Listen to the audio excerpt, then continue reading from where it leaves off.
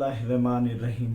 प्यारे बच्चों, मश्की सेट 4.2 का सवाल नंबर 4 लेकर मैं फिर हाजिर हुआ हूँ। हिंदी से अमल का है 10वीं जमात का कि 3.3 सम निस्कुतर का दायरा बनाइए, उसमें 6.6 सम लंबाई का भीतर पी क्यू बनाइए। प्यारे बच्चों, यहाँ पर ध्यान दीजिए कि 3.3 सम का निस्कुतर है। आर बराबर क्या है? 3.3 सम। और कुतर की लंबाई फर्ज करो ये कुतर ए बी सॉरी वितर, इसमें 6.6 सम लंबाई का वितर पी क्यू लीजिए। तो पी क्यू की लंबाई कितनी है? 6.6 सम, ये लेना है। तो ये वितर भी है और 3.3 के दुगना भी है, तो ये कुतर भी हो जाएगा। दायरे का कुतर मरकज से गुजरता है, सबसे बड़ा वितर हमने देखे है। तो ये जो है इस तरीके से पहले ध्यान देना है, नहीं तो आप सोचेंगे 3.3 सम को तो बना लिया, 6.6 सम कैसा होगा? तो ये मरकज से गुजरेगा, कुतर बनेगा। उसके बाद नुक्ता पी और नुक्ता क्यू से गुजरने वाले दायरे का ममास बनाइए, यानी ममास खींचना है हमें। और ममासों के मुतालिक अपना मुशाहिदा लिखेंगे हम मुशाहिदा इंशाअल्लाह। तो सबसे पहले हम क्या करेंगे प्यारे बच्चों?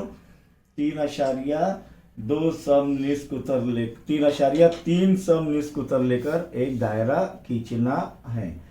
तो देखिए यहाँ पर 3.3, 1 2 और ये 3। यहाँ पर हम देखिए किस तरीके से जो है ये दायरा खींचते हैं। समझ में आ रहा है? आपको पेंसिल के जरिए करना है।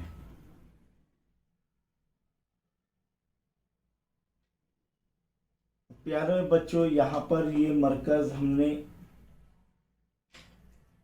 फर्ज करो ओ ले लिए। क्या लिए? ओ। अब पी क्यू कितना बोल रहे हैं? 6.6 सम। तो सीधे जो है इसके जरिए ही हम एक कुतर बना सकते हैं। ये कुतर बना लिए 6.6 सम का।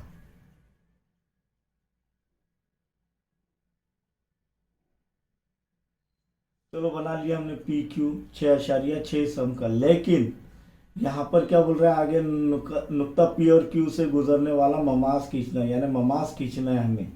पी और क्यू से गुजरने वाला ममास। तो ये पी है और ये क्यू है।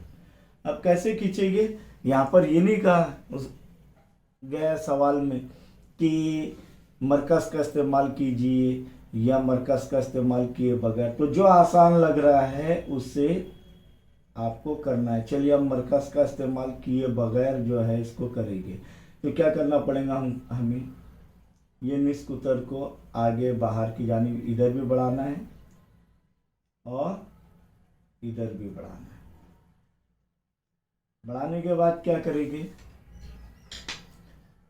वही तरीका हमारा, नुक्ता क्यू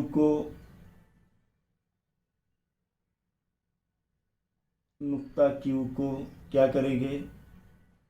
बोलिए। वस्ती नुक्ता बनाएंगे। बनाने के लिए नुक्ता क्यू पर प्रकार का नुकीला हिस्सा रखकर इधर एक कॉस और इधर एक कॉस खींचेंगे, यानी ये जो है कॉस से बनने वाला कितने खत का ये वस्ती नुक्ता बन गया। नुक्ता क्यू ये कॉस से खींचे गए कितने खत जो बन रहा है उसका वस्ती नुक्ता बन गया। फिर पहले कॉस पर, मरकज पर नहीं रख रहा हूं मैं, पहले कॉस पर प्रकार का नुकीला हिस्सा रखकर, ये आधा फासला है इसलिए आधे से ज्यादा फासला लेकर एक कॉस, पहला कॉस बड़ा ऊपर की जानिब, फिर दूसरा कॉस भी बड़ा नीचे की जानिब। पहला कॉस ऊपर और नीचे बड़ा रहेगा। उतना ही फासला लेकर दूसरे कॉस पर रख रहा है। मैंने ये इख्तितामी नुक्ते पर नहीं रखा, ये इधर रखा ये कॉस पर। क्यों? क्योंकि ये कॉस का ये वस्ती नुक्ता है। इसको क्या करना है? सिंपल कता करना है। कता करने के बाद हम क्या करेंगे कि ये इन कतई नुकात को मिला लेंगे, यकीनन वो क्यू से गुजरेगा इंशाअल्लाह।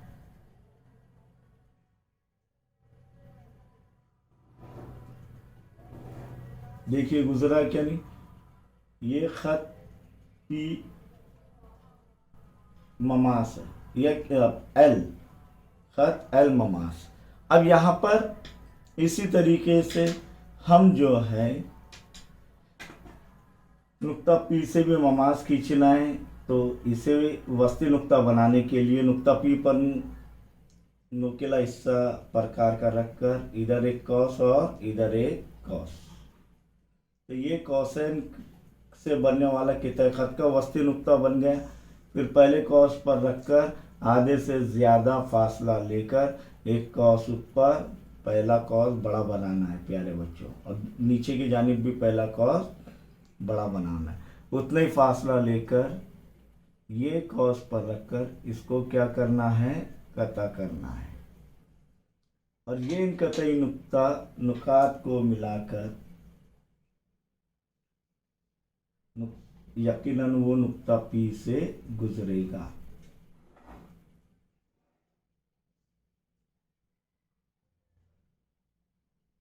ये खत एम लेंगे हम, कौन सा खत एम।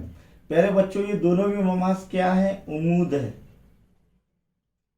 किस पर, किता पी क्यू पर। तो दो खतूत अगर कोई खत पर उमूद है तब वो क्या होते हैं, मुतवाजी होते हैं। इसीलिए हमारा मुशाहिदा क्या है कि खत एल, इसीलिए खत एल मुतवाजी है खत एम, या ममास एल मुतवाजी है ममास एम। ओके, ये हमारा मुशाहिदा हमने उससे जो है ये हासिल किए। ओके, ये समझ में आया आपके। अब नेक्स्ट सवाल देखेंगे इंशाअल्लाह।